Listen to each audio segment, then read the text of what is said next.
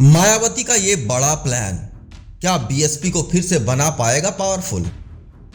पश्चिमी यूपी में इमरान मसूद और आजमगढ़ में शाह आलम उर्फ गुड्डू जमाली जैसे नेताओं के जरिए पार्टी का जनाधार बढ़ाने का प्रयास किया जा रहा है। इसके साथ ही बसपा के आधार वोट बैंक में दलित और मुस्लिम को साधने की कोशिश मायावती ने शुरू कर दी है। आगामी लोकसभा चुनावों को लेकर उत्तर प्रदेश में बहुजन समाजवादी पार्टी के प्रदर्शन पर सोशल मीडिया में चर्चा छिड़ी है।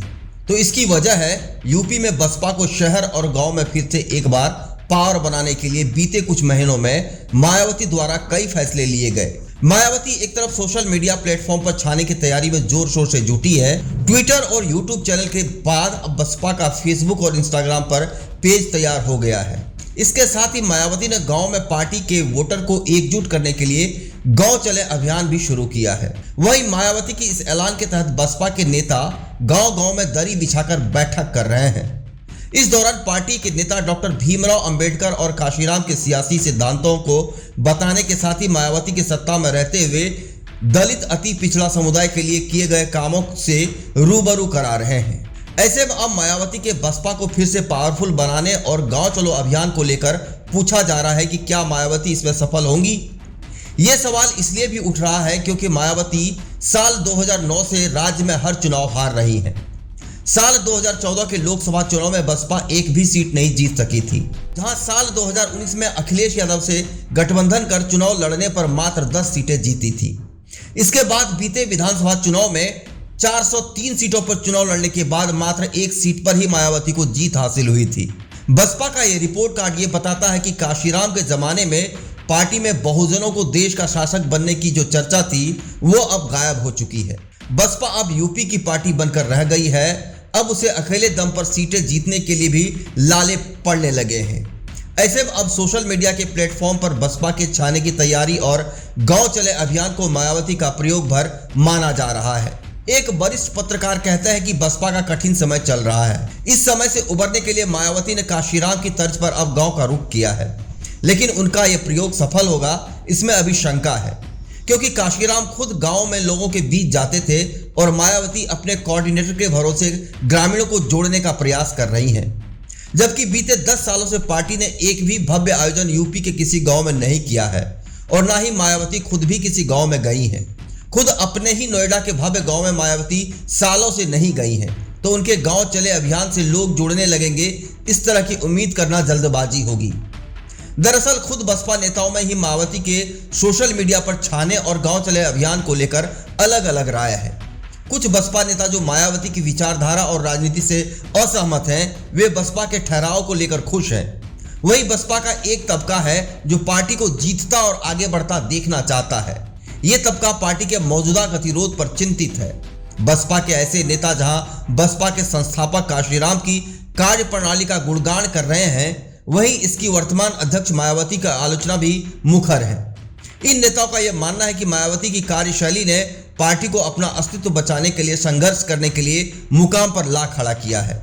यह इसलिए हुआ है क्योंकि मायावती ने बहुजन समाज के गांव जाना छोड़ दिया है, जबकि काशीराम गांव में जाते थे, लोगों से मिलते थे।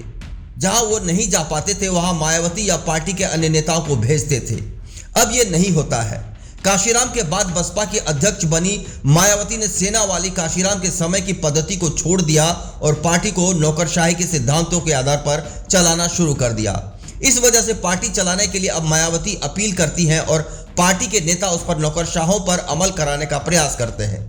इस व्यवस्था के चलते ही बसपा में जमीन से जुड़ा व्यक्ति पद पर नहीं है और पार्टी चुनावी राजनीति में लगातार कमजोर पड़ रही है। इसका संज्ञान लेते हुए अब मायावती ने काशीराम के अन्यान मुक्त जिलों की तर्ज पर गांव चले अभियान चला रही हैं। काशीराम ने बहुजन समाज को एकजुट करने के लिए बहुजन आंदोलन की शुरुआत की थी। इसके तहत उन्होंने अन्यान मुक्त जिलों की परिकल्पना की। काशीराम के साथ ही काम कर चुके पूर्व मंत्री आर.के. चौधरी बताते हैं कि काशीराम ने अन्यान मुक्त जिलों के अभियान के तहत पार्टी संगठन देश के कुछ जिलों को बहुजन समाज को अन्यान मुक्त बनाने के संकल्प के साथ धारणा करता था। काशीराम की यह अवधारणा आर्मी के कार्य प्रणाली से उपजी थी, क्योंकि आर्मी दुश्मन के कब्जे से इलाकों को जीतने के लिए छोटे छोटे भूभाग पर कब्जा करके अपना अधिकार जमाती है। इसी तर्ज पर काशीराम ने बहुजन समाज को अपने साथ जोड़ा और देखते ही देखते काशीराम के नेतृत्व में वाम से DS4 और बसपा के बड़े राजनीतिक ताकत बन गई। अब मायावती फिर से बसपा को मजबूत करने के लिए गांव चलो का नारा दे रही हैं। सोशल मीडिया पर पार्टी को सक्रिय कर रही हैं। युवाओं को पार्टी से जोड़ने के लिए अपने भतीजे आकाश को आगे कर रही हैं, लेकिन जो सबसे ज्यादा जरूरी कार्य है वो नहीं कर रही हैं। यानी मायावती अभी भी अपने घर से निकलकर बहुजन समाज के बीच नहीं जा रही हैं। वो फिर चुनाव के वक्त ही रैली को संबोधित करने के लिए घर से बाहर आती हैं, इसलिए बहुजन समाज भी उसका साथ छोड़ रहा है।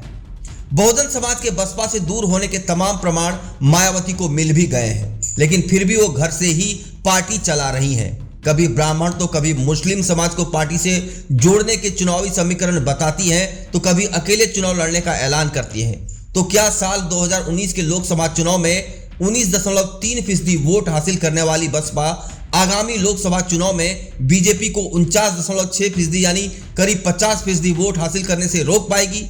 इस सवाल पर बसपा के समर्थक कमल जयंत कहते हैं कि गैर जाटव दलित वोट बीजेपी और बसपा में जाने से रोकने की खातिर मायावती ने गांव चले अभियान शुरू कर पार्टी के वोट बैंक को साधने की कोशिश की है। इसके साथ ही बसपा के आधार वोट बैंक में भी दलित और मुस्लिम वोट को साधने की कोशिश मायावती ने शुरू कर दी है। वहीं पश्चिम यूपी में इमरान मसूद और आजमगढ़ में शाह आलम उर्फ गुड्डू जमाली जैसे नेताओं के जरिए पार्टी का जनाधार बढ़ाने का प्रयास किया जा रहा है। गांव चले अभियान के जरिए मायावती बसपा के अपने वोटरों को कितना साथ पाएगी, ये देखना अब यूपी की राजनीति में दिलचस्प होगा। इस चैनल को देखने के लिए लाइक करें, सब्सक्राइब करें और बेल आइकन दबाना ना भूलें।